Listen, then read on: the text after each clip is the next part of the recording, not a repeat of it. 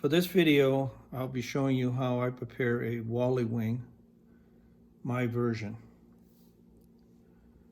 The Wally Wing, simply a great wing for a mayfly that's realistic looking and delicate. The wing increases the effectiveness of a dry fly on the water. You can tie this wing on a number of different types of fly: a no hackle dry fly, a hackled, either using a chicken feather or a CDC feather, or, as I've shown in another video that I have on my site, using it as a paraloop, running it through the wing or the wings, also creating a sort of a non-hackle type of look. Before we get started, I'd like to give you 3 reasons for tying the Wally Wing in larger than the size of the fly that you are looking to create.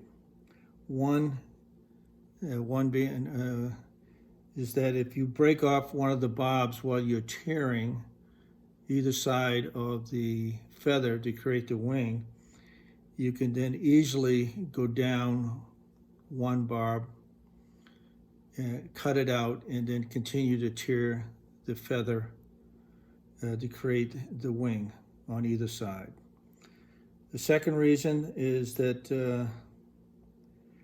you can always make the fly smaller to the size that exactly you want when you're finished. Certainly you can't make it larger. And the third reason is you might want to have a couple of flies in your box that have a larger wing than the size of the fly, because occasionally I've seen on the water that a fish prefer a large winged or oversized wing dry. If that's not working, you can always just cut a few of the barbs out and bring it back to the size of the fly that you're fishing. All right, let's get started. First thing we'll do is remove this finished Wally Wing. Put in a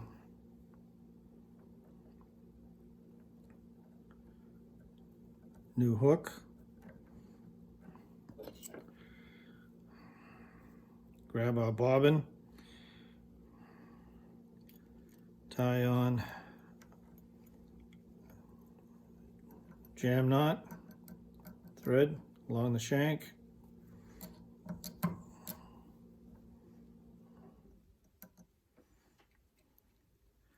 and then grab a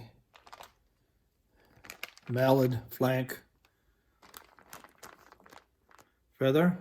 I prefer to use Nature's Spirit flank feathers, mallard. In this case here, we're using a natural color.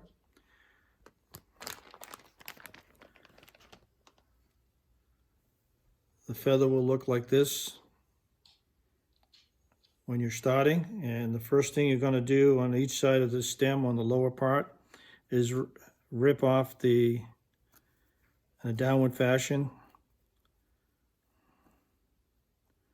some of the lower barbs and fluff, and you're going to end up with the feather looking like so. I usually cut stem down a little bit, and so the next thing we're going to be doing is gently separating the barbs on each side of the stem, and we're going to be massaging the barbs on a downward fashion. I use this Ovis high float, sort of a floating that's a waxy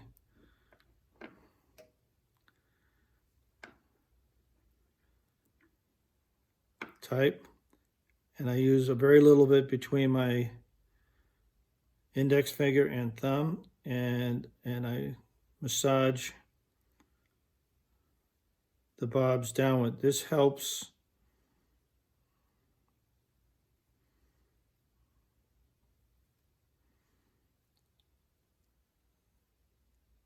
the barbs to get them into a nice, even looking position, like so. So the next thing we're going to be doing is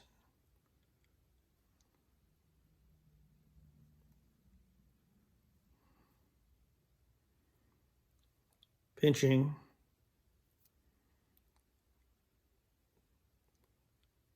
the barbs together along the stem, like so. We can use this to measure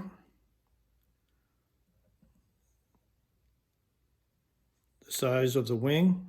And as I said, I usually try to tie the wing on at a larger size for the reasons previously given. So the first 2 wraps are going to be pinch wraps while I'm holding the feather on top of the shank, and then I'm going to do 3 tight wraps. Take my scissors and do a diagonal cut down along the shank of the hook. By diagonally cutting along the shank of the hook, you can do a taper that will help you later when you're preparing the abdomen.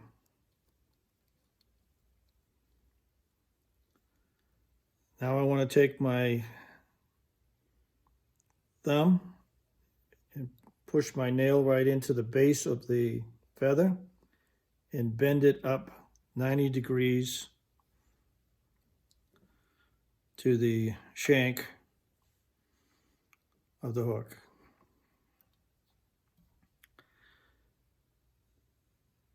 Now we'll separate the barbs on top, and I like to tear with using 1 barb and ever so gently start the tearing.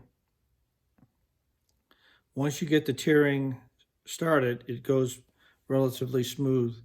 The most difficult part is getting the tear started.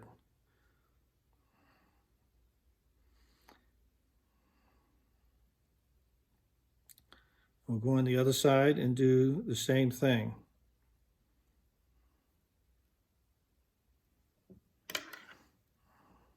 And we'll cut out the stem and the barb that we use to tear.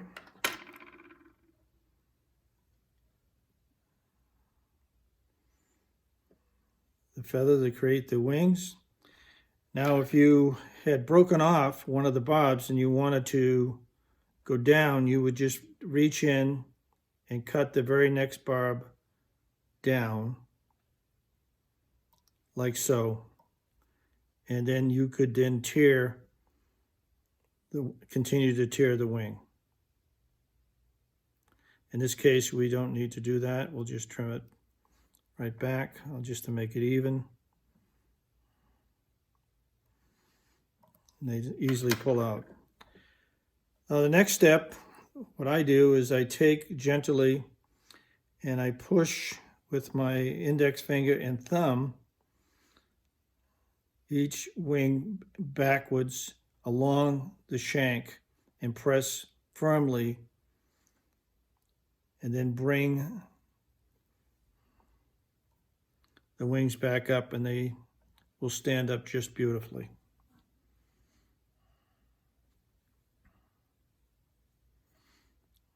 So there we have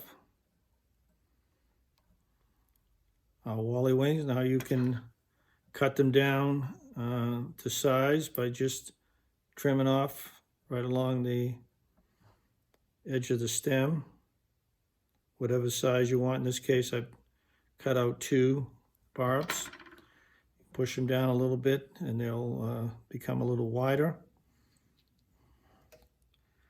Here we have the finished Wally wing. Thank you for watching.